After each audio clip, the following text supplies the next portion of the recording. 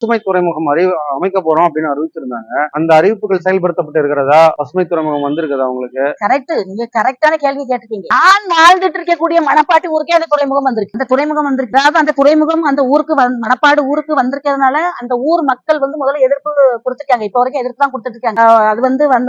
அது மீனவர்களுக்கு பயன்படாதா பசுமை துறைமுகம்ன்றது? நீங்க அதை எதிர்ப்பு தெரிவிக்க இல்ல, அது வந்த பிறகு பல பிரச்சனைகள் வரும் சொல்லி மக்கள் சொல்றாங்க. ஏன்னா அதுல சுற்றுப்புற சூழல் முதல்ல கேடா இருக்கு சொல்றாங்க பாத்தீங்களா. இதுல இருந்துதான் இதுவும் வருது. இல்ல, இப்ப அது பசுமை துறைமுகங்கள் வருவது நல்லதா கெட்டதா? மீனவ சமுதாயத்தை பார்த்து எப்படி பாக்குறீங்க? கெட்டதுதான். அது வேண்டாம். ஏற்கனவே அந்த அனல் மின் நிலையம் வந்தனால கடலுக்குள்ள பாலம் கெட்டினால செய்ய முடியல. ஃபைபர் படகு மோதுது பாலத்துல, கடற்கரை பாலத்தில் மோதி ஒரு பையனுக்கு அன்னைக்கு நல்ல அடி. கவர்மெண்ட் ஹாஸ்பிட்டல் 40,000 50,000 செலவு அந்த பயிர். காரணம் என்ன? கடற்கரையிலே அந்த பாலம் கெட்டினால. அடுத்து பாருங்க, இஸ்ரோ வேலை நடந்துட்டு இன்னும் முடியல. அது முடிஞ்சு அது செயல்பட ஆரம்பிச்சா ஒட்டுமொத்தமா கடற்கரை மக்களுக்கு தான் ஆபத்து.